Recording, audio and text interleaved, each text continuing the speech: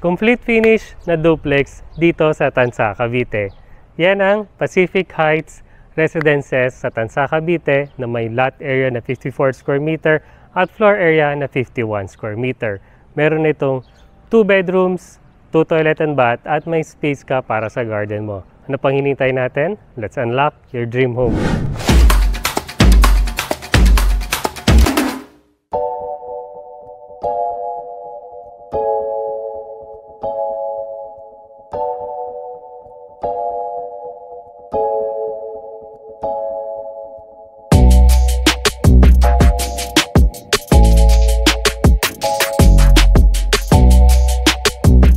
My name is Jason Escolembergo and welcome to another home tour. So today nga, nandito tayo sa Tansa, Cavite, Barangay Santol para i-present sa inyo itong napakagandang duplex na to na may lot area na 54 square meter at 51 square meter na floor area. Complete finish po ito upon turnover. So kompleto na po siya, naka-tiles. Mamaya pakita ko po sa inyo yan. Ang location po pala nito is Santol nga po siya, so sobrang lapit na lang po sa SM Tansa, sa Robinson General Trias, sa SM Rosario, malapit din po siya at sa mga pamilihang bayan po dito sa Tansa, malapit lang din po ito. At ang paglabas lang po nito, meron na tayong matatagpuan ng mga school, mapa-private or public school po yan. So yan po yung location natin dito. So start na natin yung tour natin dito sa ating duplex sa Pacific Heights. So ito nga po yung ating regular lot, 54 square meter, yan pong side na yan. Hati pa po yan sa gitna ng kabilang bahay. Ang ating nga pong facade, mapapansin nyo lang po, napakasimple nyo lang po. Basic color lang po siya na cream white po yung color niya. And then yung mga bentana nga po natin dito is lahat po is aluminum encasement na po siya na kulay puti. Tapos yung mga pintuan nga po natin dito is flush metal door po yan. So punta na po tayo dito.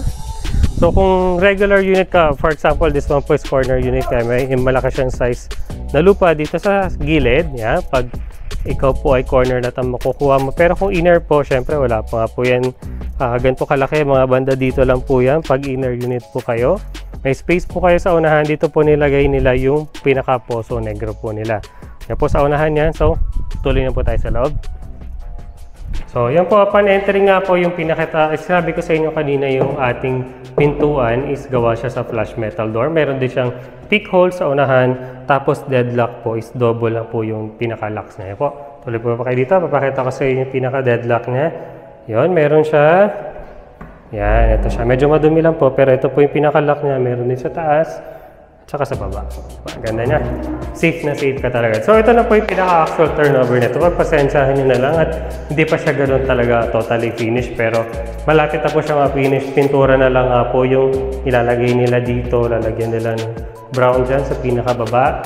Ayan na lang po. Finish na po to. So yun na po yung actual turnover natin. Mapapansin nyo walang mga lababo, diba? Dahil yung kitchen natin nandun dun sa likod. Mamaya pakita ko sa inyo.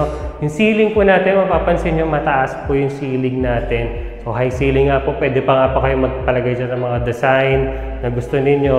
At dito sa side na to, pwede mong lagay dito yung TV or magpalagay ka ng storage dahil nga sa ilalim nitong ating staircase, may maliit na butas dyan. Pwede mong gawing storage area. Tapos yung TV, pwede mong ilagay dito. Tapos ito pong staircase natin is buhos po siya. Tapos naka-tiles na rin po siya upon turnover. Yan, may mga anti-slip din po itong tiles na to. Tapos ang pinaka-railings niya po is gawa siya sa bakal. Diba? Maganda yung space natin dito for the living area.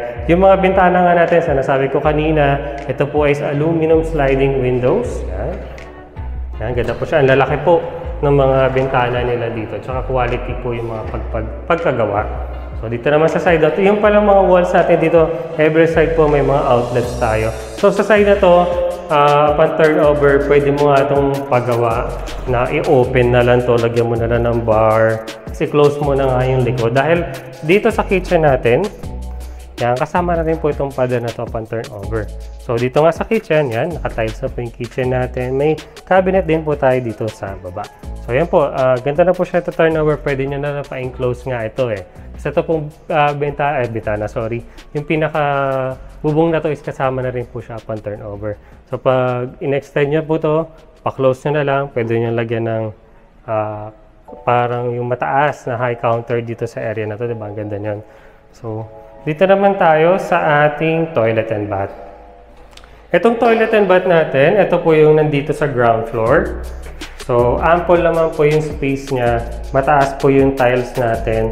Meron tayo ditong porcelain tiles sa 60 by 60. Isa, dalawa, kalahati po yung nakalagay. Tapos, meron naka-PVC na rin po at ang accessories natin.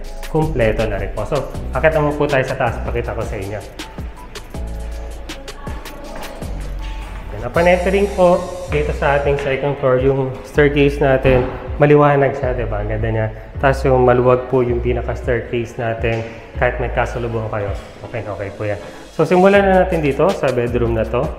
Yung mga partition po pala natin dito is hardiplex at naka-tiles na rin po tayo dito sa second floor. Tapos yung bintana natin sa likod, yan po. Pero din dito sa unahan. Ito na yung pinaka-master bedroom mo. Sa master bedroom mo, maluwag po siya.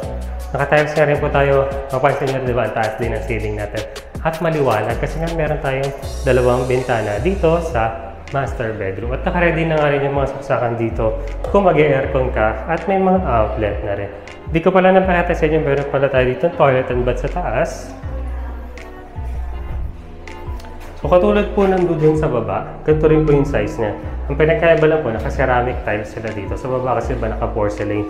Kompleto tayo ng accessories dito. PVC rin po yung pintuan nila dito. So punta na tayo sa part na gusto mo malaman, yung presyo na itong bahay na to.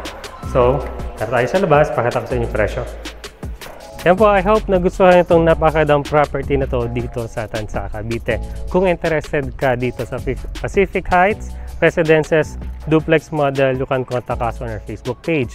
Yung link po ng aming messenger, nandiyan lang po yan sa description sa baba. Click nyo lang po yan, diretso na po yan sa aming messenger. At kung gusto mong malaman yung price na itong Pacific Heights, ito po, lagay ko na lang po dito.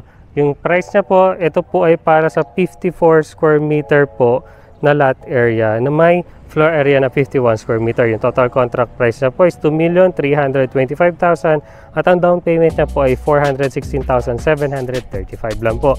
Ang reservation fee natin po dito is 10,000 pesos lang.